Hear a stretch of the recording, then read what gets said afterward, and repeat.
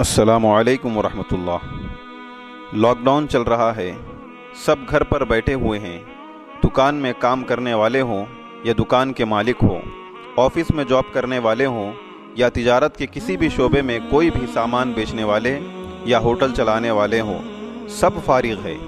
یہ کام کرنے والوں میں سے اکثریت لوگوں کی ایسی ہے کہ وہ اپنے کام کا بہانہ دے کر نمازیں ہی نہیں پڑھتے تھے۔ جو اپنی دکانیں نماز کے لیے 10 منٹ نہیں بند کرتے تھے، آج کئی دنوں سے ٹوٹل بند کر کے بیٹھے ہوئے ہیں۔ ہمیں اپنا جائزہ لینا چاہیے اور جو وقت فارغ مل رہا ہے اسے غنیمت جان کر خیر کے کاموں میں، عبادات، ذکر و اذکار، قرآن کی تلاوت میں لگانا چاہیے، کیونکہ عبداللہ بن عباس رضی اللہ تعالی عنہ سے روایت ہے، نبی کریم صلی اللہ علیہ وسلم نے فرمایا کہ 2 نعمتیں ایسی ہیں جن میں لوگوں کی اکثریت خسارے میں ہیں، یعنی دھوکے میں ہیں، اس کی قدر نہیں کرتی۔ وہ 2 نعمتیں کیا ہے؟ فرمایا الصحت، ایک صحت ہے، اور دوسری فراغت، یعنی خالی وقت۔ آج جو حالات ہیں ان میں صحت جیسی عظیم نعمت کا احساس ہو رہا ہے۔ وقت اور صحت ایسی بڑی نعمتیں ہیں کہ ان کا اکثر احساس ان کے جانے کے بعد ہوتا ہے۔ کہاں ہیں وہ لوگ جو کہتے تھے کہ ہمیں قرآن پڑھنے کا وقت نہیں ملتا، اسلام کی باتیں سیکھنے کے لیے فرصت نہیں، کاروبار آڑے آ جاتا ہے، گھر والوں کو کھلانا بھی تو عبادت ہے، اس طرح کی باتیں کرنے والے، جبکہ یہ بات سراسر غلط ہے۔ نبی کریم صلی اللہ علیہ وسلم اور صحابہ رضی اللہ عنہم اجمعین نے تجارت بھی کی اور اللہ کو راضی بھی کیا، لیکن یہ کہنے والے آج لاک ڈاؤن میں کیا بہانہ بنائیں گے؟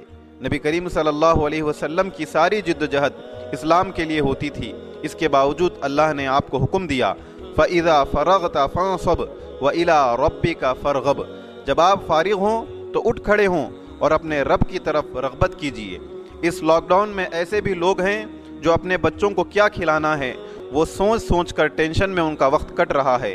اس کے برعکس بہت سارے ایسے بھی لوگ ہیں جن کے گھر میں کم سے کم کھانے اور اناج کی تو کوئی ٹینشن نہیں ہے، انہیں تو بس اپنے ٹائم کو پاس کرنا ہے، اس لیے کیرم بورڈ، فلمیں، گانے، فضول کی گپ شپ اور سارا وقت مسخرہ پن میں گزار رہے ہیں۔ ہر وہ کھیل یا مجلس جس میں دنیاوی اور دینی کوئی فائدہ نہیں، اسے لغو کہتے ہیں، اور اللہ تعالیٰ نے ارشاد فرمایا قد افلح المؤمنون الذین هم فی صلاتهم خاشعون والذین هم عن اللغو معرضون، یقیناً ایمان والوں نے فلاح حاصل کر لی جو اپنی نماز میں خشوع کرتے ہیں۔ اور اللہ تعالیٰ نے تیسری آیت میں اہل ایمان کی یہ صفت بتائی کہ جو لغویات سے منہ موڑ لیتے ہیں، جو لغو جس میں دنیا اور دینی کوئی فائدہ نہ ہو وہ اس سے منہ موڑ لیتے ہیں۔ لہٰذا وقت کو غنیمت جانیں، یہ ٹائم پاس کرنے کی چیز نہیں بلکہ اسے صحیح استعمال کر کے فائدہ اٹھانا ہے۔ آئیے ان اوقات میں قرآن کو ترجمے سے پڑھتے ہیں، اللہ ہم سے کیا بات کر رہا ہے اسے سنتے ہیں، اپنے پورے گھر والوں کو لے کر بیٹھتے ہیں اسلام سیکھنے کے لیے، اور اپنے گناہوں کا اعتراف کرتے ہیں، تہجد کا اہتمام اور 5 وقت کی نمازیں پڑھتے ہیں، اور اس لاک ڈاؤن کے بعد بھی ایسے ہی اللہ کی فرما برداری میں زندگی گزارنے کا وعدہ کرتے ہیں تاکہ ہمارا اصل فیوچر، ہمارا اصل مستقبل سنور سکے۔ آخری بات میں مرد حضرات سے کرنا چاہتا ہوں، اور وہ یہ کہ ان خالی وقت میں اپنے گھر والوں اور خواتین پر بوجھ نہ بنیں بلکہ گھر کے کاموں میں خود بھی ہاتھ بٹائیں، یہ بھی نیکی کے کاموں میں سے ہے۔